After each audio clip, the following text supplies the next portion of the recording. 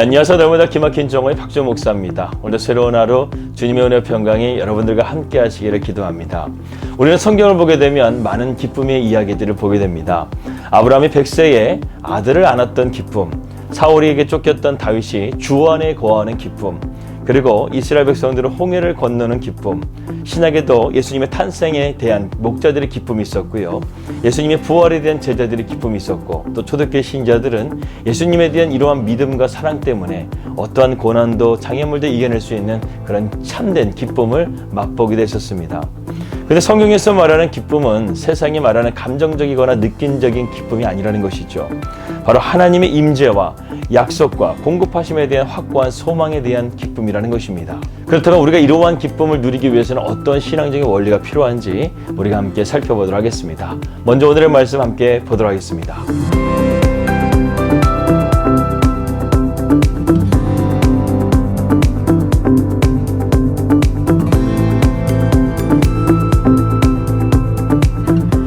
히스기야 왕은 남유다의 제13대 왕이었습니다. 히스기야의 업적은 무엇보다 그의 신앙에 의한 유월절의 회복과 종교개혁이라고 할 수 있습니다. 사실 히스기야가 처음부터 믿음이 좋았던 것은 아니었죠. 당시 열악한 상황 가운데서 히스기야가 하나님을 붙듦을 통해서 히스기야 되게 된 것이었습니다. 당시의 신흥강국 아수르는 호시탐탐 남유다를 노리고 있었습니다. 남방으로 진출하기 위해서는 반드시 이 지역을 점령해야 된다는 것이죠. 그래서 히스기야도 이것을 알고 외교전을 펼칩니다. 하지만 그것이 자기의 뜻대로 되지 않죠. 아수르는 이것을 알고 애굽을 치고 남유다를 압박해 가기 시작했습니다. 결국 남유다는 엄청난 액수의 헌물을 아수르에게 바치게 되죠. 이때 히스기야에게 아마도 큰 변화가 있었던 것 같습니다. 사실 히스기야는 그의 아버지를 본다고 한다면 신앙의 유산을 물려받을 것이 전혀 없었다는 것이죠. 하지만 그 시대에 이사야라는 선지자가 있었기 때문에 그는 이 상황 속에서 하나님의 말씀을 받아들이기 시작했고, 그때부터 신앙의 힘을 붙들게 되었다는 것입니다. 그래서 히스기야가 25살에 왕이 되었고 29년간 다스리는 가운데 히스기야는 백성을 거룩하게 하고 이스라엘의 산당들을 제거하고 영적인 갱신을 이루는 일에 전념하게 되었다는 것이죠. 그의 계획은 크게 두 가지로 나누게 됩니다. 첫 번째는 유월절을 회복하는 것이고, 그리고 남유다 안의 우상들을 제거하는 것이었습니다.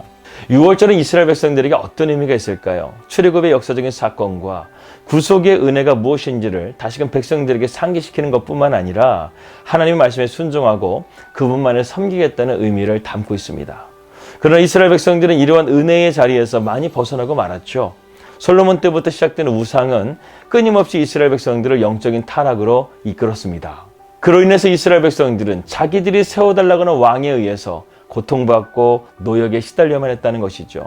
그러니 히스기야가 말하는 것이 무엇입니까? 우리가 이제는 하나님께로 돌아가자는 거예요.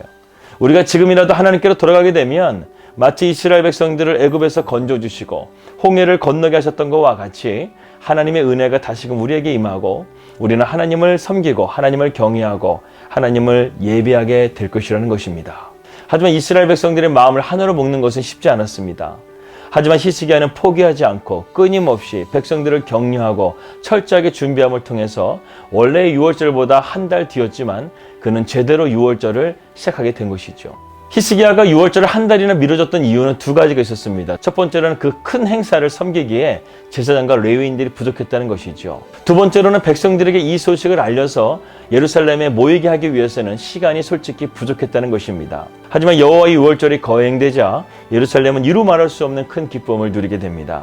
얼마나 그 기쁨이 충만했었냐면 일주일을 유월절로 지켰었는데요. 백성들이 그 기쁨이 충만해서요, 일주일을 더 유월절을 지키게 되었다는 것입니다. 그리고 히스기야는 이 큰 기쁨이 유월절에 남녀노소를 막론하고 심지어는 이스라엘에 있는 모든 나그네들까지도 이방 민족들까지도 이 기쁨의 축제에 참여하겠다는 것이죠. 이것은 그들 역시도 하나님의 은혜 아래 있는 대상이라는 것을 말해주고 있습니다. 모두가 함께 참여한 이 유월절의 성경은 예루살렘에 큰 기쁨이 넘쳤다고 말씀하고 있습니다. 그런데 이 기쁨을 지금 누구와 비교하고 있는지 아십니까? 역대 이스라엘의 최고의 왕이었던 다윗과 솔로몬과 비교해도 이 기쁨이 더 큰 기쁨이었다고 성경은 말씀하고 있습니다. 이것은 그야말로 최상급의 기쁨이었죠. 그렇다고 한다면 어떻게 이러한 최고의 기쁨이 가능한 것일까? 우리가 여기서 영적인 원리를 한번 찾아보기를 원합니다. 첫 번째는 하나님의 임재 안에 있을 때 참된 기쁨이 있다는 것입니다. 기쁨이라는 것은요, 하나님의 임재 안에 그분의 사랑과 평화의 위로를 경험하는 데서 비롯된다는 것이죠. 히스기야와 이스라엘 백성들은 지금 하나님께로 돌아오기를 결단한 것이죠. 이것이 그들에게 참된 기쁨과 회복이 되었다는 것입니다. 하나님의 얼굴빛이 다시금 이스라엘 백성들에게 비추게 되었다는 것이죠. 다윗은 시편 16편 11절 말씀에서 이렇게 말씀하고 있습니다. 주께서 생명의 길을 내게 보이시리니 주의 앞에는 충만한 기쁨이 있고 주의 오른쪽에는 영원한 즐거움이 있나이다. 하나님의 임재 안에 있을 때 충만한 기쁨과 영원한 즐거움이 있는 줄을 믿으시기 바랍니다. 두 번째로는 하나님의 약속의 기쁨이 있습니다. 성경은 하나님의 구원과 공급하심과 보호하심에 대한 하나님의 약속으로 가득 차 있습니다. 이것은 하나님의 임재 안에 있는 자들의 또 다른 기쁨이라는 것이죠. 하나님께서는 당신 안에 있는 자들에게 모든 필요를 공급하시며 언제나 신실하심으로 우리를 보호하시고 인도하신다는 것입니다. 그래서 우리는 어떤 상황 가운데서도 주 안에 있게 되면 기쁨과 평안을 누릴 수가 있게 된다는 것이죠. 이제 결론입니다. 성경은 참된 행복과 기쁨의 근원이 무엇인지를 우리에게 말씀해 주고 있습니다. 그 기쁨은 오늘 우리에게도 적용될 수 있다는 것이죠. 그리스도의 기쁨은 일시적인 기쁨이 아닙니다. 충만한 기쁨이요 영원한 즐거움이라는 것이죠. 무엇보다 하나님께서는요 우리 인생에 이런 참된 기쁨을 주시고자 하시는 의지가 있으십니다. 그러므로 우리도 다윗처럼 주 안의 거함을 통해서 다윗처럼 주 안에 있는 그 기쁨을 통해서 충만한 기쁨과 영원한 즐거움을 누릴 수 있기를 주님의 이름으로 기도합니다. 기도하겠습니다. 하나님 아버지 감사합니다. 오늘 우리의 삶 가운데 이런 하나님의 말씀에 대한 기쁨과 즐거움으로 충만한 하루가 될 수 있도록 인도하여 주시옵소서.